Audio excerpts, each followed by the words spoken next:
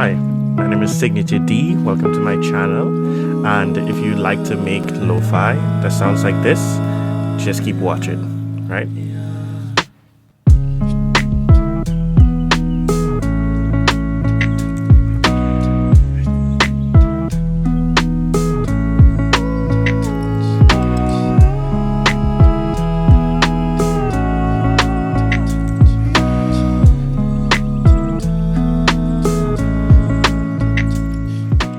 So let me show you how I made this.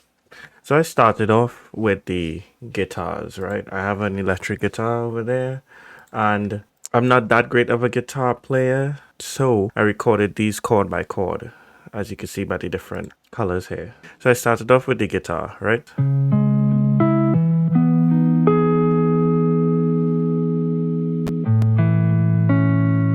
Right? And then from there, I chopped these chords up.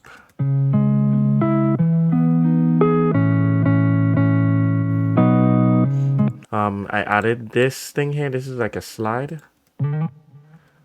Same here. Right, and I mixed these two together. It's a free amp called Rock Rack from Plugin Alliance. So I just used the England Clean version. I EQ'd some of the lows. Let's hear this without everything. Oops.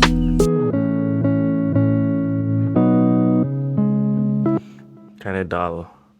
Now here's with the amp first. Oops.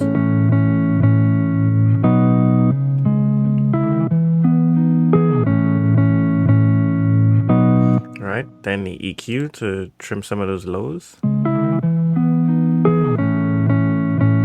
And then I have the effect rack from Sound Toys, and I am using the CE-1 chorus preset. I have the dry, like it's barely in, Let's hear it with it.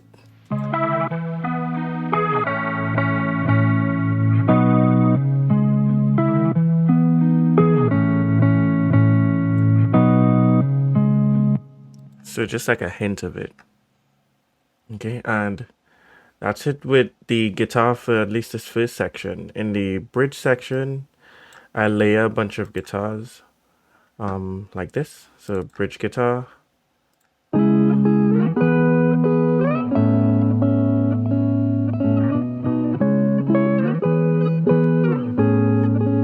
Okay, so if you notice, I did each one a different take, right? So,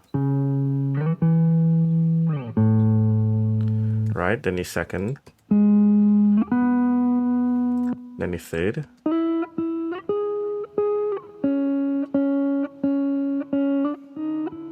then the fourth, right? And all of these, the only thing I have on them is the same chain from earlier in parallel. Okay, so in parallel, what I mean by that basically is the dry chain with no effects is this, and then the wet chain is this with the effects. So I'm blending this in with this signal. So hear it.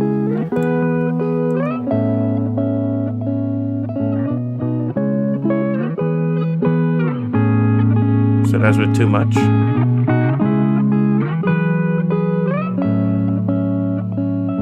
And right about there is where I find the blend is nice.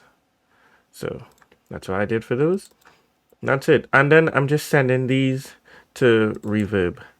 Okay, I just have the stock Ableton reverb, and I low cut it below 92 just to get rid of some of the mud. And that's how I got this nice guitar sound. Right? Simple. Then do I have anything else? Okay, cool. So that's it for guitars. Let's move on to drums.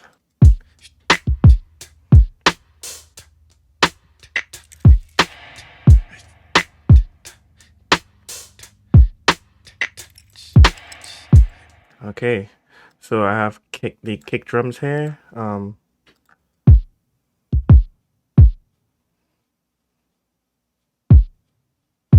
right?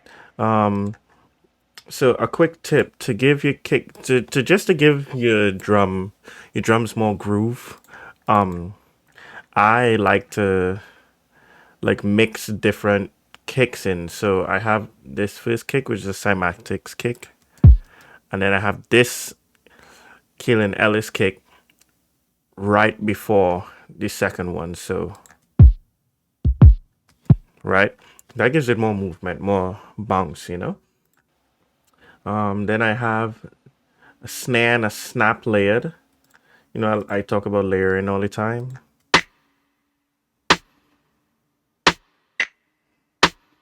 All right, I have three different snares going on. Right, so one with really long reverb, a snap, and then a pronounced snare. Okay, and I have this little Foley effect going on right before, so it'll sound like right. These subtle things like just add more complexity. Then I chopped up this Kaelin Ellis hi-hat loop. So it sounds like this.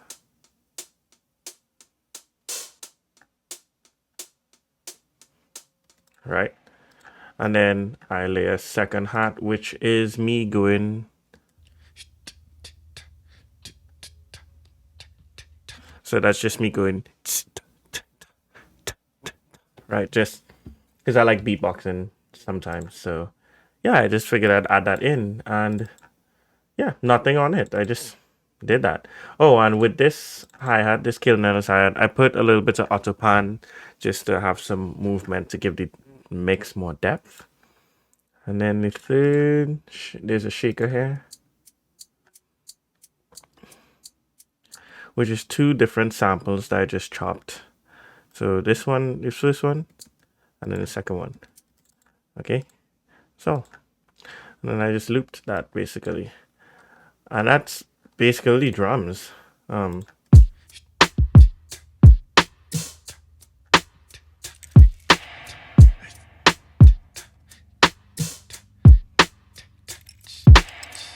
Yep. Oh, I have this little thing going on here, this little Foley going on here, because I like to just add little things in, you know.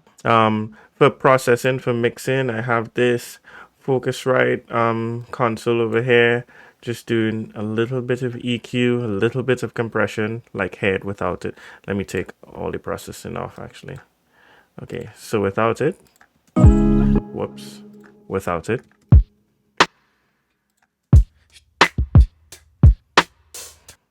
Right, now let me add the compressor and EQ.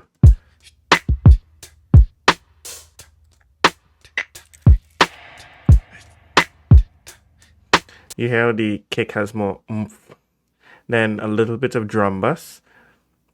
Notice this is a stock Ableton plugin, by the way. The driver's at 50% because I didn't want too much.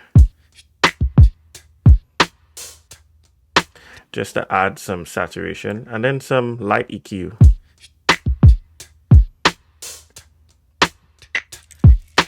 Yeah, I wanted a little more presence in the highs, which is why I have a small boost up here. And yeah, that's it for the drums. And then of course I'm sending a little of it to reverb as well, just to give it more room, like give it depth. Okay, then the vocals.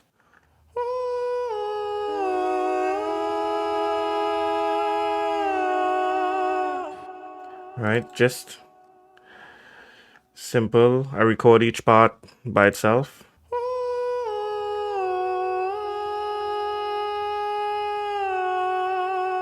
Okay, so on my vocal train, I just have an EQ. What's this effect right doing? This is a delay, Soundtoys delay, then some reverb right here, and soothe. Okay, so just these four things, nothing too crazy. And on everything, just like small iterations of autotune just to make sure everything's good, and like compression. And layered, everything sounds like.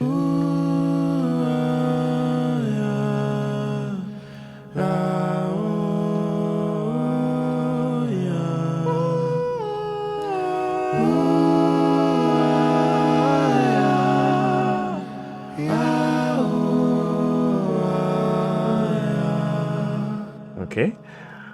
And all these things on the side here, these are return tracks. I think, yeah, I have a couple of videos talking about parallel processing I do. So I have a plate reverb from Little Plate. This like adds the length. Let's just hear what's being sent to this.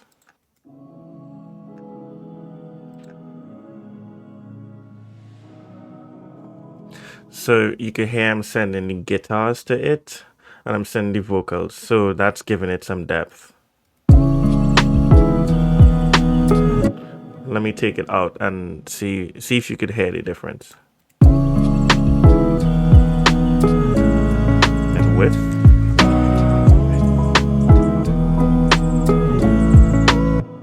So you see like these little, like it's subtle, but it gives it more depth. You don't have to do like too much, you know? Then I have this black box for saturation.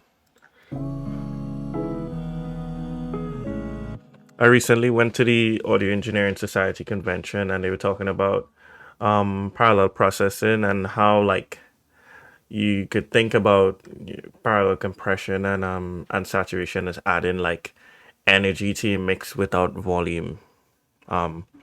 So yeah, that's a good way to put it. Like me sending stuff to the saturator gives it like brightness and like just more energy, but it's not affecting the volume because I'm sending just a little bit, you know. Then I have another saturation decapitator.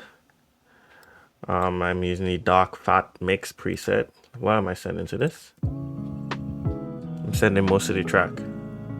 I think I'm sending the entire thing. Then my ambience and room reverbs. You know, very subtle. But yeah, that's basically the entire track. Oh, during the second part of each verse, I have a piano.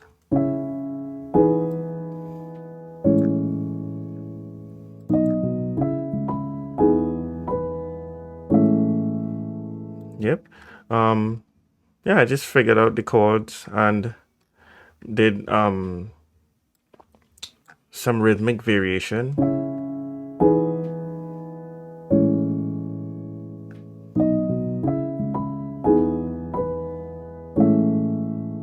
Right, so together with everything.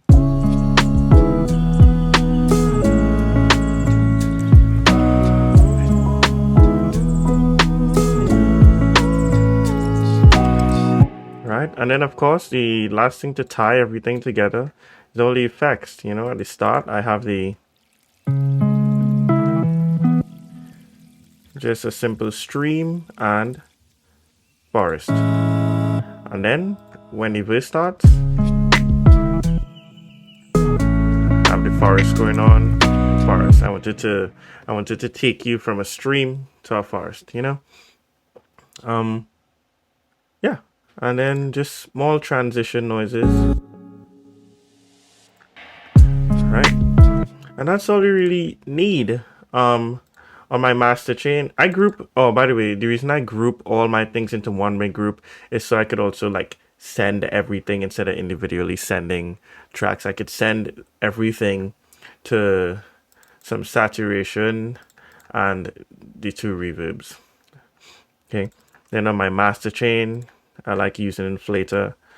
People usually use it for EDM or like other stuff, but I like the energy that it brings, so I use it.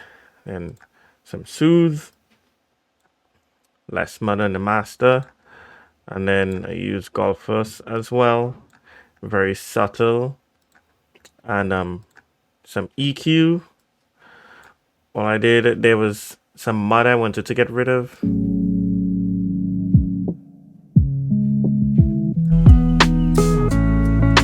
See, like, let me boost this so you can hear.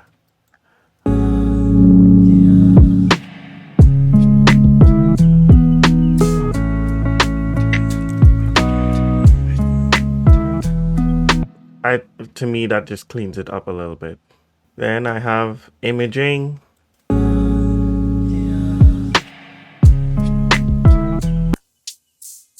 So I wanted some width on the high end, so I put some more width. So you hear it's like coming more from the sides, yeah. And you usually want your bass frequencies in mono. And that's it. And then I just have a limiter at the end, and that's it. So I hope you enjoyed, and I hope you learned. And yeah, this track is called It Will Be Okay. It's part of my EP I just released called Perspective. So hope you check it out, and hope you have a good day.